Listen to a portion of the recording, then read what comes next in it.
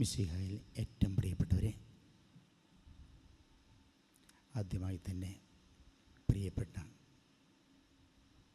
മുത്തിയമ്മയുടെ ഈ പരിശുദ്ധമായ ദേവാലയത്തിൽ പൗരോഹിത്യത്തിൻ്റെ 40-ാം വർഷം ആഘോഷിക്കുന്ന ഈ വേളയിൽ ഒരാനും ബലിയർപ്പിക്കാനും എനിക്ക് സാധിച്ചതിൽ അമ്മയോട് തന്നെ നന്ദി പറയുന്നു. അമ്മയുടെ കൈകളിലിരിക്കുന്ന ആ ദിവ്യ ഈശോയോട് ചേർന്നുകൊണ്ട് നാം ഈ ബലിയർപ്പിക്കുമ്പോൾ പ്രിയപ്പെട്ടവരെ, നമ്മുടെ ശ്രദ്ധ ആ ദിവ്യ ഉണ്ണിയിലേക്ക് തിരിക്കാം.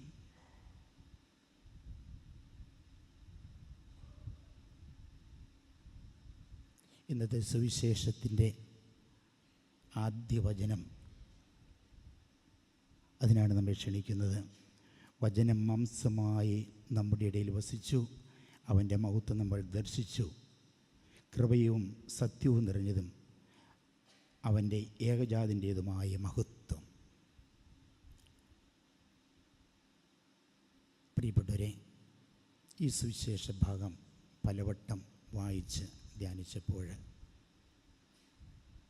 എൻ്റെ മനസ്സിലേക്ക് കടന്നു വന്ന ഒരു ചിന്ത, ഞാൻ കാനഡയിൽ യുവജനങ്ങൾക്ക് വേണ്ടി ഒരു ക്ലാസ് എടുത്തുകൊണ്ടിരിക്കുന്ന സമയത്ത് അവർ പങ്കുവച്ച ചില കാര്യങ്ങളാണ്. ഞങ്ങളുടെ അന്നത്തെ വിഷയം റെലവൻസ് ഓഫ് ഫെയ്ത്ത്, വിശ്വാസത്തിൻ്റെ പ്രസക്തി എന്നതായിരുന്നു.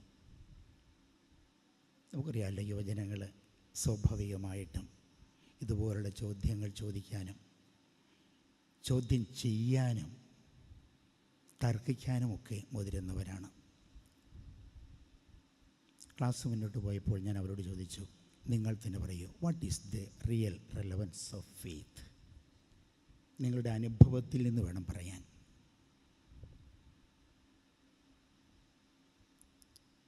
സ്വാഭാവികമായിട്ടും അവർ തുടങ്ങിയത് നമ്മളെ പലരെ പോലെയാണ്. വിശ്വാസമുണ്ടെങ്കിൽ നമുക്ക് ജീവിതത്തിൽ മെച്ചപ്പെടാൻ പറ്റും, പഠനത്തിൽ വിജയിക്കാം, ജോലി കിട്ടും. ഈ കാനഡയിൽ സുഭിക്ഷമായ ഒരു ജീവിതം, ഉന്നതമായൊരു ജീവിതം നയിക്കാൻ സാധിക്കും. അങ്ങനെ പലരും മുന്നോട്ട് പറഞ്ഞപ്പോൾ ഏറ്റവും പുറകിലിരുന്ന ഒരു യുവാവ് എഴുന്നേറ്റെന്ന് പറഞ്ഞു, പിതാവേ, ഐ ഹാവ് അനദർ ഒപ്പീനിയൻ. എനിക്ക് വ്യത്യസ്തമായൊരു മറുപടിയാണ് പറയാനുള്ളത്. ശരിയോ തെറ്റോ എന്ന് എനിക്കറിഞ്ഞുകൂടാ. അവൻ പറഞ്ഞത് ഇപ്രകാരമായിരുന്നു: ജീവിക്കാൻ കാരണം നൽകുന്നത് എന്തോ അതാണ് വിശ്വാസം. എല്ലാവരും തിരിഞ്ഞു നോക്കി. ഞാൻ പറയുന്നൊന്നും മനസ്സിലാകാത്ത രീതിയിൽ, ജീവിക്കാൻ നമുക്ക് കാരണം നൽകുന്നതാണ് വിശ്വാസം. പ്രിയപ്പെട്ടവരെ, ആ മിടുക്കൻ പറഞ്ഞതല്ലേ ശരിയായ ഉത്തരം?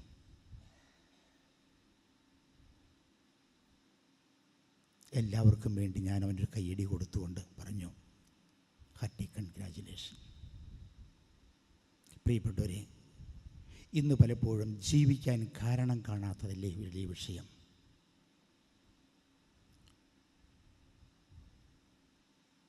നമ്മൾ ജീവിക്കുന്ന ലോകം ഒത്തിരിയേറെ നിരാശ നിറഞ്ഞതാണെന്നാണ് പറഞ്ഞാലാണ് അല്പം കൂടെ വ്യക്തമാകുക. നിരാശയ്ക്ക് പല കാരണങ്ങളുണ്ടാകാം. കാലാവസ്ഥയിലുണ്ടാകുന്ന വ്യതിയാനം, ആഭ്യന്തര ഉത്തരങ്ങൾ, ലോകയുദ്ധങ്ങൾ, പ്രകൃതിക്ഷോഭങ്ങൾ, മഹാരോഗങ്ങൾ, ഇങ്ങനെ എണ്ണി എണ്ണി പറഞ്ഞാൽ നമുക്ക് ആശങ്കപ്പെടാൻ ഒത്തിരി കാരണമുണ്ട്. ഇപ്പോൾ അടുത്ത നാളിലായിട്ട് നമ്മുടെ കേരളത്തിലെ ജനസംഖ്യ വളരെ കുറഞ്ഞുകൊണ്ടിരിക്കുന്നു. നമ്മുടെ കമ്മ്യൂണിറ്റി ജനസംഖ്യ കുറഞ്ഞുകൊണ്ടിരിക്കുന്നു. യുവജനങ്ങളില്ല, കുട്ടികളില്ല, എല്ലാം ഇവിടുന്ന് പോയി. ഇനി ഭാവി എന്ത്? ഉത്കണ്ഠയാണ്. സ്ഥലങ്ങളുണ്ട്, സംവിധാനങ്ങളൊക്കെ ഉണ്ട്, അതാര് നോക്കും അല്ലേ? നമ്മുടെ പലരുടെയും ചിന്തയൊക്കെയാണ്. പ്രിയപ്പെട്ടവരെ, ഇവിടെയാണ് ആ മിടുക്കൻ പറഞ്ഞ വ്യക്തമായ കാഴ്ചപ്പാട്. ജീവിക്കാൻ കാരണം നൽകുന്നതാണ് വിശ്വാസം. ഇതല്ലേ ഇന്നത്തെ വചനം നൽകുന്നത്. ഈ നിരാശ നിറഞ്ഞ ലോകത്തിലെ ജൂബിലി ഉദ്ഘാടനം ചെയ്തുകൊണ്ട് ഫ്രാൻസിസ് പാപ്പ നൽകിയ സന്ദേശം നമുക്കറിയാം. നമുക്ക് പ്രത്യാശയുടെ തീർത്ഥാടകരാകാം. Pilgrims of hope. നമുക്ക് പ്രത്യാശയുടെ തീർത്ഥാടകരാകാം. ലോകത്തെ അവസ്ഥ ശരിക്കും മനസ്സിലാക്കിയ മാർപ്പാപ്പയാണ് പറഞ്ഞത്, ഈ നിരാശ നിറഞ്ഞ ലോകത്തിൽ ഒരു പ്രത്യാശയുടെ ദീപനാളങ്ങളായി നമുക്ക് പ്രശോഭിക്കാൻ സാധിക്കണം. ക്രിസ്തുവിൽ വിശ്വസിക്കുന്ന ഓരോരുത്തർക്കും സാധിക്കണം. കാരണം വചനം മാംസമായി അവൻ നമ്മുടെ ഇടയിൽ വസിച്ചു. അവൻ്റെ മഹത്വം നമ്മൾ ദർശിച്ചു. കൃപയും സത്യവും നിറഞ്ഞതും അവൻ്റെ ഏകജാതിൻ്റെതുമായ മഹത്വം. ഇത് തെളിയിക്കാൻ വേണ്ടിയിട്ട് മാർപ്പാപ്പ വിശുദ്ധ പൗലോസ്ലീഹായുടെ സുന്ദരമായൊരു വചനമാണ് കൊട്ടിയത്. ഈ പ്രമാണരേഖയിൽ മാർപ്പാപ്പ ആ വചനത്തെക്കുറിച്ചൊക്കെ പറയുകയാണ്. റോമാക്കാർക്ക് ലേഖനം 5:5 പ്രത്യാശ നമ്മെ നിരാശരാക്കുന്നില്ല. കാരണം നമുക്ക് നൽകപ്പെട്ടിരിക്കുന്ന പരിശുദ്ധാത്മാവിലൂടെ ദൈവത്തിൻ്റെ സ്നേഹം നമ്മുടെ ഹൃദയങ്ങളിലേക്ക് ചൊരിയപ്പെട്ടിരിക്കുന്നു. പ്രിയപ്പെട്ടവർ, ഈ 2 വചനം നമ്മുടെ ഹൃദയത്തിൽ ഒന്ന് അരക്കിട്ട് ഉറപ്പിക്കാൻ സാധിച്ചാൽ നമുക്ക് ജീവിക്കാൻ കാരണമുണ്ടാകും. കാരണം നമ്മൾ ഒറ്റയ്ക്കല്ല. നമുക്ക് വേണ്ടി പിതാവായ ദൈവം ഒരു രക്ഷകനെ, തൻ്റെ പ്രിയപ്പെട്ട സുതനെ നൽകിക്കഴിഞ്ഞു. തങ്ങളെ വിശ്വസിക്കുന്ന ആരും നശിച്ചു പോകാതെ എല്ലാവരും രക്ഷപ്പെടാൻ വേണ്ടിയിട്ട് തൻ്റെ ഏകജാതിനെ നൽകുവാൻ മാത്രം ലോകത്തെ സ്നേഹിച്ച പിതാവ്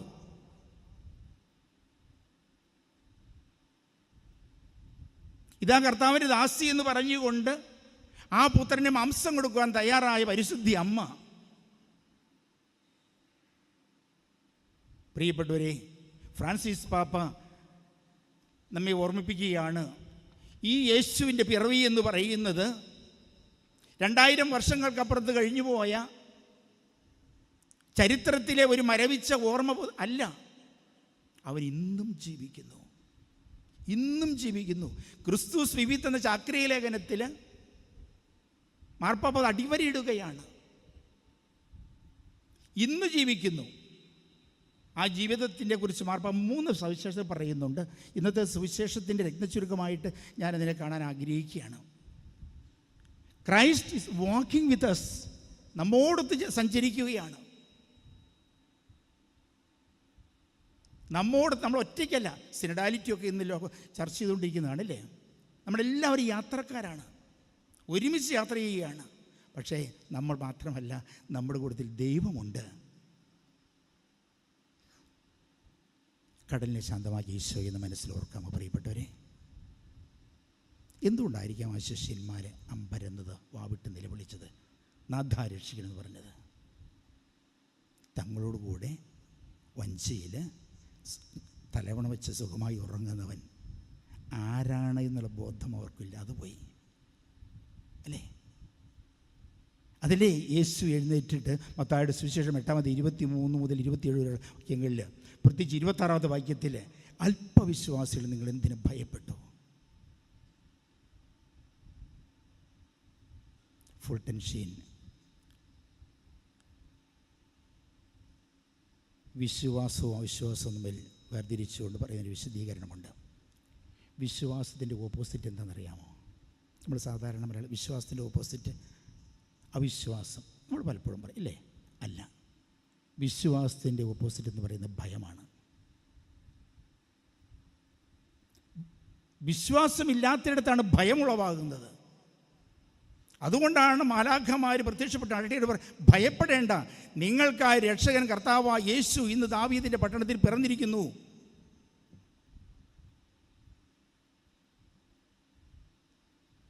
നമ്മൾ ദനകാലത്തിലെ 2ാമത്തെ ഞായറാഴ്ചയാണ്.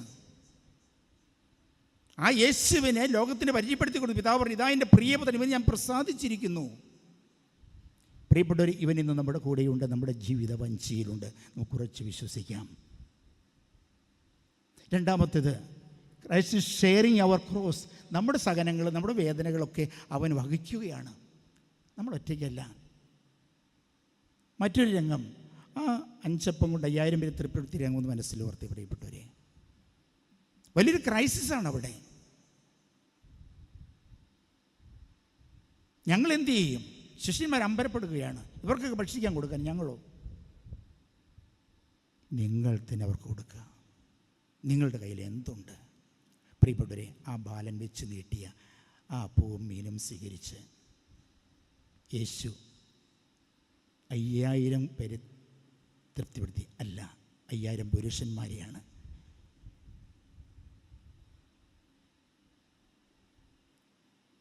ചുരുങ്ങിയതൊരു 20000 പേരെങ്കിലും ഉണ്ടായിരിക്കും എന്നാണ് ഏകദേശ കണക്ക് പറയുന്നത്. ഏകദേശം. പ്രിയപ്പെട്ടവരെ, ഈ യേശു നമ്മുടെ സഹനങ്ങൾ ഏറ്റെടുക്കുന്നവനാണ്, നമ്മുടെ പോരായ്മകൾ ഏറ്റെടുക്കുന്നവനാണ്, നമ്മുടെ ഇല്ലായ്മ ഏറ്റെടുക്കുന്നവനാണ്. നമ്മൾ കോരി നിറയ്ക്കുന്ന പച്ചവെള്ളത്തെ മുന്തിയ വീഞ്ഞാക്കി മാറ്റാൻ ആശ്രയിക്കാൻ നമ്മുടെ കൂടെയുണ്ട്. നമുക്ക് കുറച്ച് വിശ്വസിക്കാം. അതുകൊണ്ടാണ് അപ്പോസ്തലന്മാർ പ്രാർത്ഥിച്ചത്, നാഥ ഞങ്ങളുടെ വിശ്വാസം വർദ്ധിപ്പിക്കണമേ. നമുക്ക് പ്രാർത്ഥിക്കാം. മൂന്നാമതായിട്ട്, ക്രൈസ്റ്റ് ഈസ് ഇല്ലൂമിനിങ് അവർ ഹോപ്പ്. നമ്മുടെ പ്രത്യാശയെ ജ്വലിപ്പിക്കുകയാണ്. ഇവൻ നമ്മുടെ കൂടെ നടന്നുകൊണ്ട് ജ്വലിപ്പിക്കുകയാണ്. എമൗസിലേക്ക് പോയി അനുഭവം നിവർത്തി. അപ്പം മുറിച്ച് ശിഷ്യന്മാർക്ക് കൊടുത്ത് അവരുടെ കണ്ണുകൾ തുറന്ന ശേഷം അവന് പ്രത്യക്ഷമായി. അപ്പോഴാണ് അവർ ചിന്തിക്കുന്നത്, അവൻ വഴിയിൽ വെച്ച് നമ്മോട് വചനം സംസാരിച്ച് നമ്മുടെ ഹൃദയം ജ്വലിച്ചിരുന്നില്ലേ? പ്രിയപ്പെട്ടവരെ, ഇന്ന് ഈ വിശുദ്ധ ബലി കഴിഞ്ഞ് നമ്മൾ തിരിച്ചു പോകുമ്പോൾ നമുക്കും ഈ അനുഭവം ഉണ്ടാകട്ടെ എന്ന് ഞാൻ ആശംസിക്കുകയാണ്, പ്രാർത്ഥിക്കുകയാണ്. നിങ്ങളെനിക്ക് വേണ്ടിയും പ്രാർത്ഥിക്കണേ.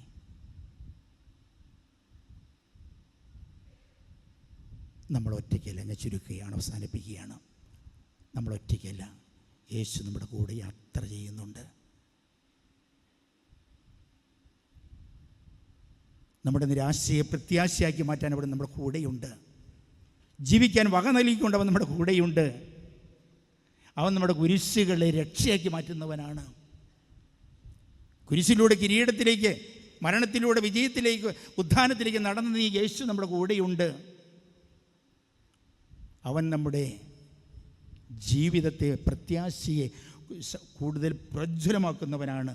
ഇവിടെ വിശുദ്ധ അഗസ്തീനോസിൻ്റെ ഒരു വാചകം പറഞ്ഞുകൊണ്ട് അവസാനിപ്പിക്കാൻ ആഗ്രഹിക്കുകയാണ്. Resurrection of Jesus is the ultimate testament to the triumph of hope over despair.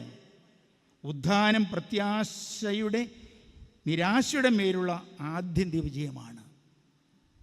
യേശുവിൻ്റെ ഉദ്ധാനം നിരാശയുടെ മേലുള്ള പ്രത്യാശയുടെ ആത്യന്തിക വിജയമാണ്. മരണമേ നിൻ്റെ വിജയം എവിടെ? സകല ദുഃഖങ്ങളെയും വേദനകളെയും ഏറ്റവും വലിയ ദുഃഖമായ മരണത്തെയും പരാജയപ്പെട്ട് ഉദ്ധാനം ചെയ്ത് യേശുനാഥൻ്റെ ഈ ബലി അർപ്പിക്കുമ്പോൾ പ്രിയപ്പെട്ടവരെ, നാം ഈശോയുടെ കൂടെയാണ്. അതുകൊണ്ടാണ് ഫ്രാൻസിസ് പറയുന്നത്, നമുക്ക് പ്രത്യാശയുടെ തീർത്ഥാടകരാകാം, കാരണം ദൈവം നമ്മോട് കൂടെ. നമുക്കും ഈ ദൈവത്തോട് കൂടെ യാത്ര തുടരാം പ്രത്യാശയോടെ. ഇതായിരിക്കട്ടെ ജീവിക്കുവാനുള്ള കാരണം ദൈവം നമ്മുടെ കൂടെയുണ്ട്. ഓർമ്മിക്കാം, വിശ്വാസം എന്നത് ജീവിക്കുവാൻ കാരണം നൽകുന്ന വലിയൊരു സത്യമാണ്. ആ സത്യം ഇതാണ്, ദൈവം നമ്മോട് കൂടെ. പിതാവിൻ്റെയും പുത്രൻ്റെയും പരിശുദ്ധാത്മാവിൻ്റെയും നാമത്തിൽ ആമേൻ.